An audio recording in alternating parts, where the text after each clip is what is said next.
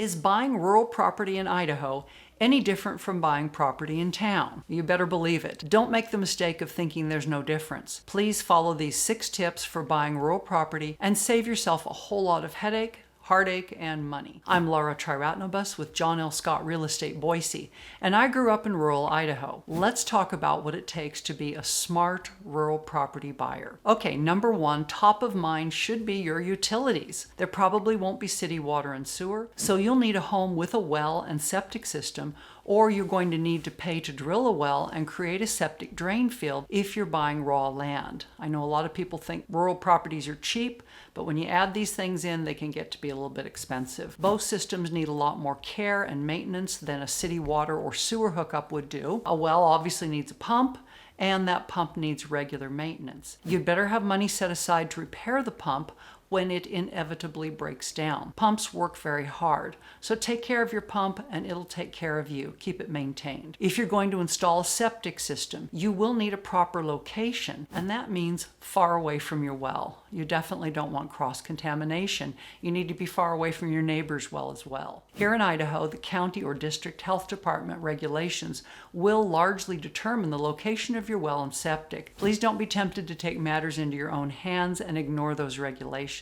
At some point during the construction process, your well and septic will be inspected, and you don't want to fail that inspection and lose your source of water and or sanitation, and you don't want to have to redo them. It's very expensive. Keep in mind that a septic system usually requires special toilet paper, and a septic drain field can fail after years of use, in which case you'll need to build another one in a different location on your property, and again it will have to be away from your well or your neighbor's well. Other utilities of concern are electricity and natural gas. Idaho Power is everywhere in the state, but just because power is available a mile or 2 down the road, it doesn't mean it won't cost an arm and a leg to pull it in from the road to your property. People are always shocked by how expensive it is. One of the first things you should ask when considering a rural property is, where is the nearest power hookup and how much will it cost to pull it to my property? And I would start by talking to Idaho Power. Those answers may make the difference between buying or not buying a particular piece of land. And if you're coming from a state with 365 days a year sunshine for solar power, please do plenty of research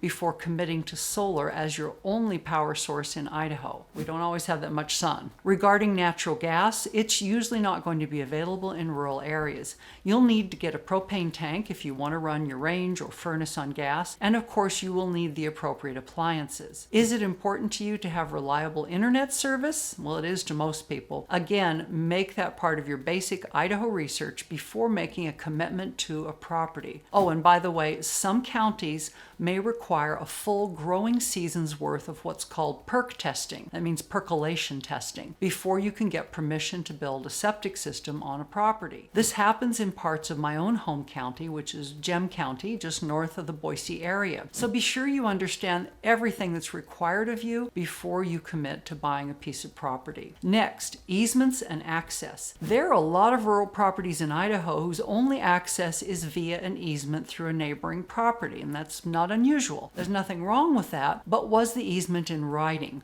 Was it recorded? Many Idaho counties don't or didn't require recording of easements. As properties change hands over the years, it becomes very tricky to figure out the easement situation. A land researcher may be well worth your money when investigating easements on a property you're thinking of buying. I've used land researchers several times here in Idaho, and they save me and my clients a lot of money and a lot of headaches. The last thing you want is a property with no legal access. Even if the current owner of the neighboring property says, yeah, he's fine with you using his property for access to your own, the next owner of his property may not feel that way. I've seen newcomers move into rural Idaho, buy a property, and then start demanding ridiculously large payments to sell an easement to a neighbor who's been using that easement for decades. You don't want to end up in that situation, so always do your due diligence before buying. Make sure those easements are in writing. Okay, number 3. You may think of Idaho as a bastion of personal freedom, and I think most of us do think of it that way, but that doesn't mean we don't have county regulations and state regulations that will determine how you can use use your rural property? Can it be subdivided? Can you put more than one home on the property? Can you have cows, horses, crops? Can you live in an RV? Can you dig a commercial sand and gravel pit on your riverside property? Can you build other kinds of businesses on that property? And here's a biggie. Is there irrigation water available? How many water shares does the property have? Is it enough to sustain the uses that you envision for your rural Idaho property? Water rights can be sold,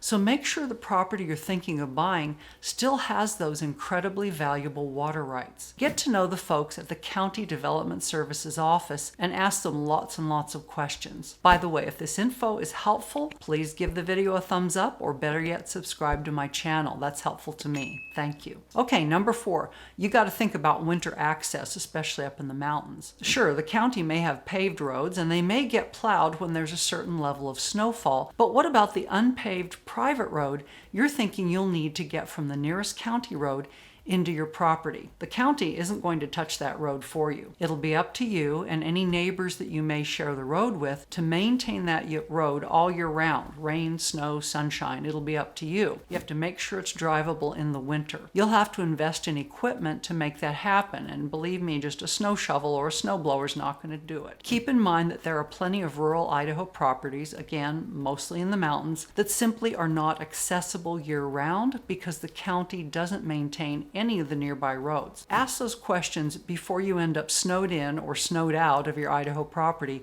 for 6 months at a time. Number 5, there are other practical and social considerations to take into account when buying a rural property in Idaho. If you have kids, how will they receive an education? Are you willing and able to homeschool them? How far to the nearest kids their own age for socializing and fun? If you have special medical needs, how will you access health care? If there's a medical emergency, such as a heart attack, farm equipment accident, how long will it take to get to the nearest hospital? How about your employment? If you work from home and need good internet service, make sure that's available in the area where you want to live. Make sure it's reliable and doesn't have a lot of outages. Don't take it for granted that the service will be good. Actually go around and talk to people in that same rural area, see what service they're using and how reliable it is. Just go knock on people's doors. And what about friends and socializing for the adults? It can be tempting to think that you'll be able to live independently with no outside contact if you're of that mindset. But the truth is, we all need human contact, and in an emergency,